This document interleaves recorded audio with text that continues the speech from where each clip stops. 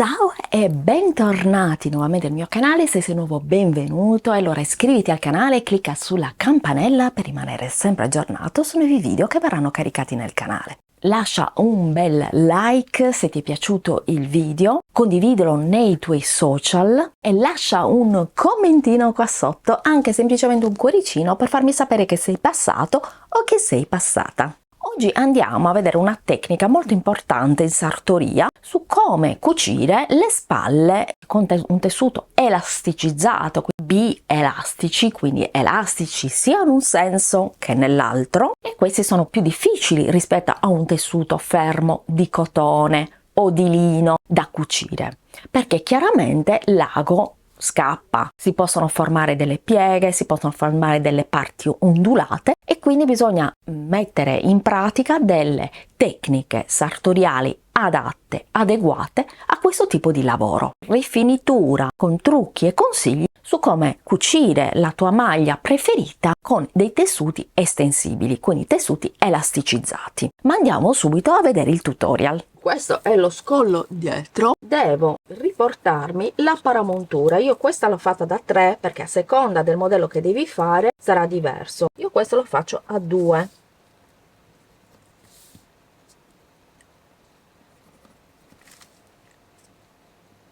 Carta modello, dobbiamo decalcare questa parte qui che è la parte del dietro, andando a decalcare la parte gialla.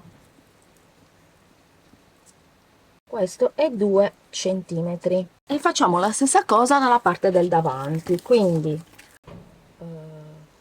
così 2 2 2. Andiamo con l'evidenziatore anche in questo caso e evidenziamo il gatto. No, scherzo.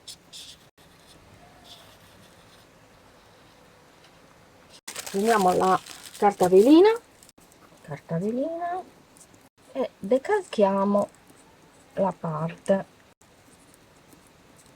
quindi scriviamo 2 centimetri, forbici da carta, e tagliamo queste parti.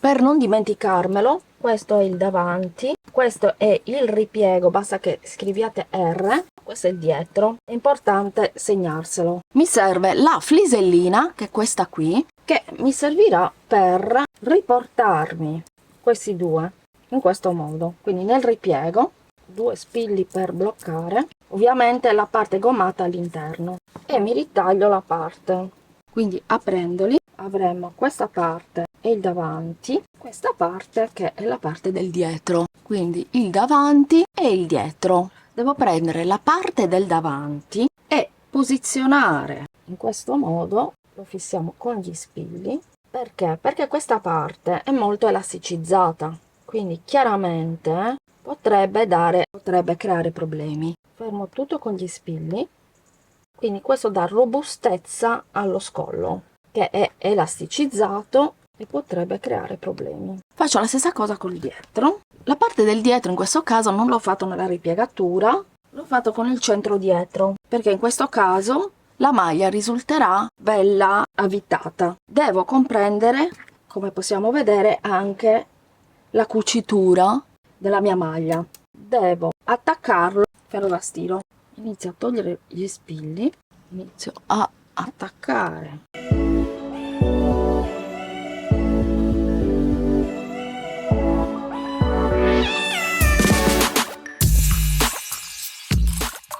Aspettiamo che la colla si sia tutta ben attaccata. Abbiamo messo la flisellina sia nella parte del davanti che nella parte del dietro. Devo fare una cucitura con la macchina per cucire a livello del bordo per fissare la flisellina alla maglia e avere anche un punto di riferimento volendo. Quindi farlo in questo modo, quindi un punto dritto normalissimo, non te l'ho fatto vedere perché non c'è bisogno, ecco, lo puoi vedere proprio da vicino, proprio un punto dritto all'altezza, diciamo, dello scollo, come possiamo vedere. È molto importante fare questo perché poi non potremo fare la fase successiva. Ora devo metterlo dritto contro dritto, in questo modo, far coincidere le spalle, e vado in tagliebuci.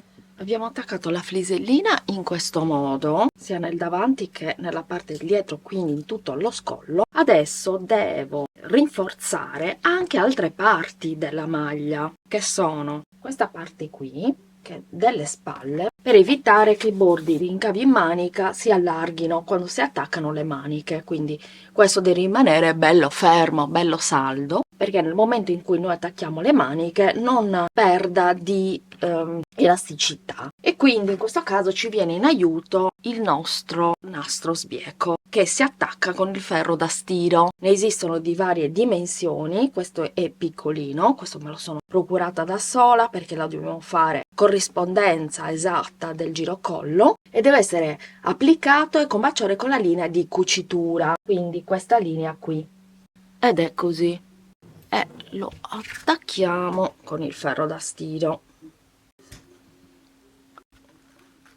Si deve sempre tamponare in questo modo, non bisogna mai strisciare, ma sempre tamponare. Il segreto è che dobbiamo attaccarlo anche nell'orlo, quindi per fare in modo che l'orlo rimanga bello stabile bisogna attaccare sempre mettendo la parte gommata verso il rovescio, quindi la mia maglia è al rovescio.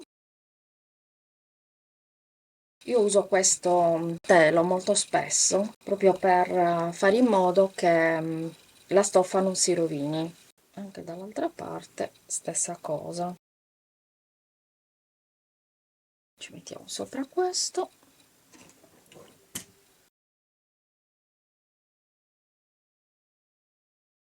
Questo è l'orlo. Dopo che ho rifinito l'orlo bisogna girarlo e mettere gli spilli in questo modo, in modo tale che rimanga rigido. In questo modo si può rifinire.